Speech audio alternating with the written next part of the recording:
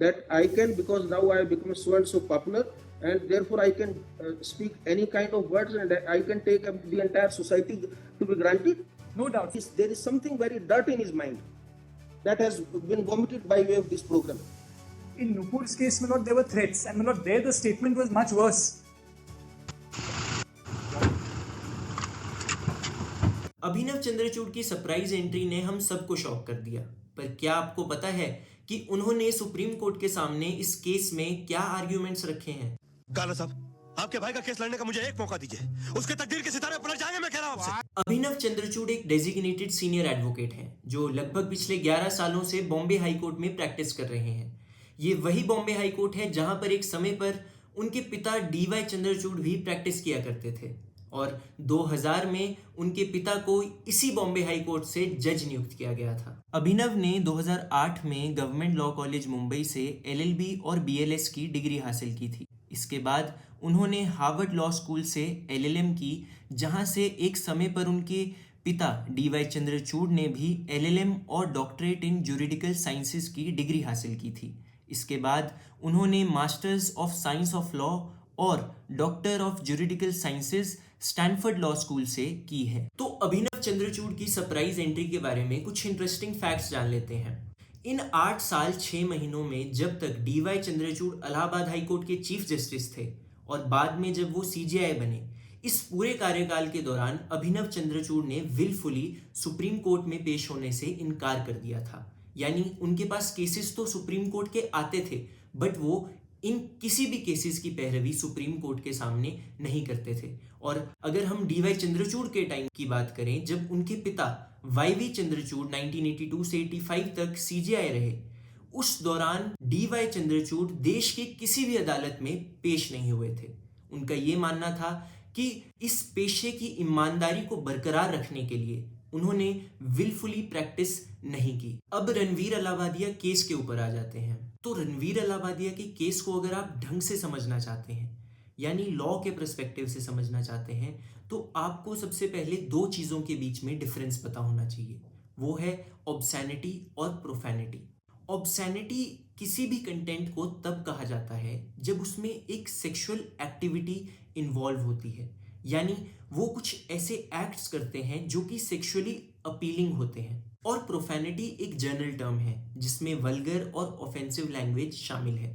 अगर हम ऑब्सैनिटी और प्रोफैनिटी के बीच में डिफरेंस देखें, तो एक तरीके से ऑब्सैनिटी एक स्ट्रॉन्गर वर्ड है और प्रोफैनिटी दूसरी तरफ देखा जाए तो एक जनरल टर्म है। और कोई भी कंटेंट ऑब्सीन है या नहीं, ये कोर्ट डिसाइड करता है। सबसे पहले आप ये समझिए कि vulgarity does not equate to obscenity, यानी वल्गैरिटी और ऑब्सैनिटी दोनों अलग अलग चीजें हैं।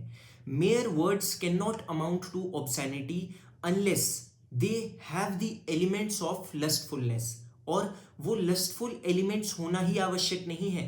That must arouse sexual feelings और it must be sexually appealing to you.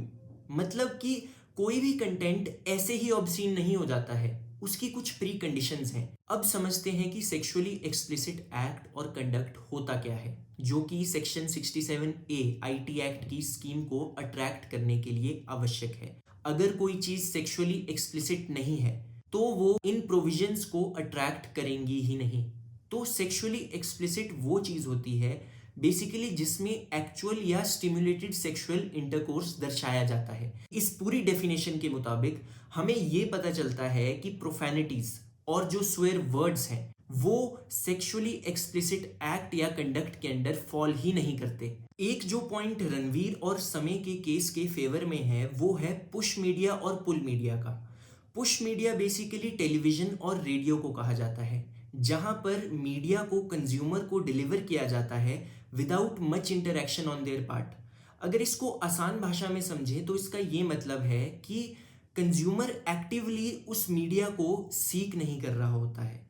और जहां तक पुल मीडिया की बात है, उसमें इंस्टाग्राम, यूट्यूब, फेसबुक जैसी सोशल मीडिया साइट्स आती हैं जहां पर कंज्यूमर एक्टिवली उस कंटेंट को सीक आउट कर रहा होता है और बेसिकली उस कंटेंट को एक्सट्रैक्ट करके कंज्यूम खुद ब खुद करता है। और समय रैना का केस भी, जो बेसिकली जो कमेंट्स वायरल हुए थे वो एक ऐसे प्लेटफॉर्म से हुए थे जहां पर यूजर्स को ऑप्शन दी गई थी मेंबरशिप लेने की, और बेसिकली उन्होंने वो खुद एक्टिवली सीख किया और खुद एक्सट्रैक्ट करके कंज्यूम किया। तो वो सब मीडिया और वो सब कंटेंट बेसिकली पुल मीडिया के अंदर आता है, और लोगों ने जिन्होंने भी वो कंज्यूम किया वो उसके एक्टिव सीकर्स थे।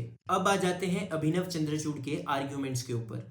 उन्होंने अपना हेवी रिलायंस प्लेस किया था Apoorva Arora versus state government of NCT of Delhi की जजमेंट के ऊपर। कॉलेज रोमांस करके एक सीरीज आई थी, उसके मेकर्स के ऊपर ये केस किया गया था। इस जजमेंट के पैरा 35 में सुप्रीम कोर्ट ने ये साफ साफ कहा है कि प्रोफैनिटी इज नॉट पर सी ऑब्सीन, यानी प्रोफैनिटी और ऑब्सैनिटी दोनों अलग अलग चीजें हैं। और 42nd पैरा में सुप्रीम कोर्ट ने ये कहा कि अगर ऐसा कंटेंट अवेलेबल भी है जिसमें प्रोफैनिटीज और स्वेयर वर्ड्स का यूज किया गया है, तो भी उसे अगर हमें रेगुलेट करना है तो हम we can not regulate it by criminalising it as obscene, यानी हम उसे क्रिमिनलाइज करके रेगुलेट नहीं कर सकते। और इस वजह से सेक्शन 67A के प्रोविजंस इस प्रेजेंट केस में एप्लीकेबल नहीं होते हैं। अब हनी सिंह का वॉल्यूम 1 गाना, जो कि वो डिनाई कर चुके हैं कि उन्होंने नहीं गाया है, अगर वो भी देखा जाए तो वो भी प्रोफैनिटी की डेफिनेशन के अंडर फॉल करता है,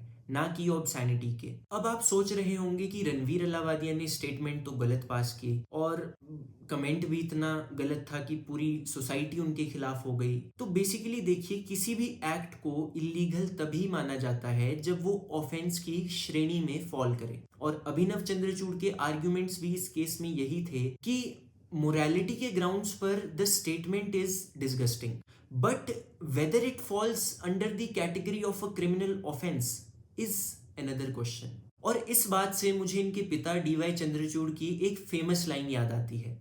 वो कहा करते थे कि courts are guided by constitutional morality and not by public morality. सभी लोगों का ये कहना था कि सरकार इस केस को ग्लोरीफाई इसलिए कर रही है ताकि इस केस की आड़ में सरकार ब्रॉडकास्टिंग बिल ला सके, जिसके तहत वो कंटेंट क्रिएटर्स की freedom of speech and expression को कर्टेल कर सके। मान लीजिए अगर मैंने एक वीडियो बनाई जिसमें मैं सरकार को क्रिटिसाइज कर रहा हूँ या किसी पॉलिसी को क्रिटिसाइज कर रहा हूँ या कुछ ऐसा मुद्दा उजागर करने की कोशिश कर रहा हूँ जो कि हमारे वेल एस्टैब्लिश्ड मीडिया हाउसेज नहीं कर पा रहे हैं, तो हो सकता है विदाउट एनी ट्रांसपेरेंसी मेरी वीडियो के ऊपर सेंसरशिप इंपोज कर दी जाए और एक ब्लैंकेट ऑर्डर पास कर दिया जाए कि आपकी वीडियो हम यूट्यूब के प्लेटफॉर्म से हटाते हैं। ऐसे केस में हमारे पास कोई ऑप्शन नहीं रहेगी और लोगों तक वो जानकारी हम नहीं पहुंचा पाएंगे। अगर YouTube के ऊपर सेंसरशिप इंपोज की जाती है तो it will be the darkest day for our democracy,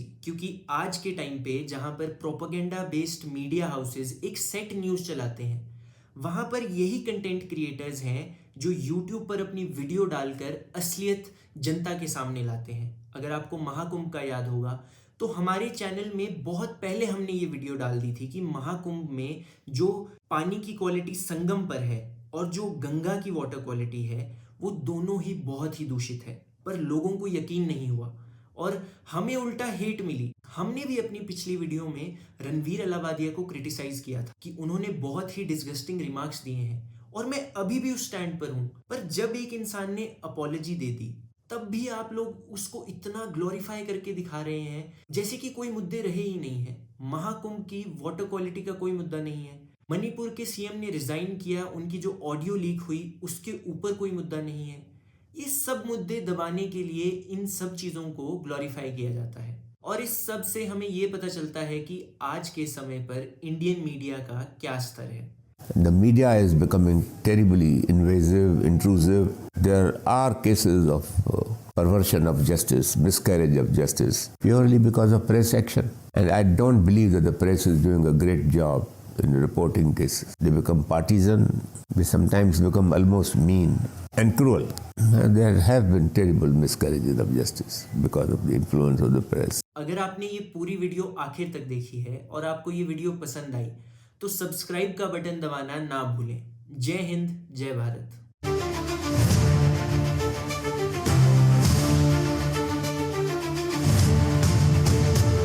Give me a Mickey kiss. सुनाई न्याय की गुहार कोई सुन नहीं पाए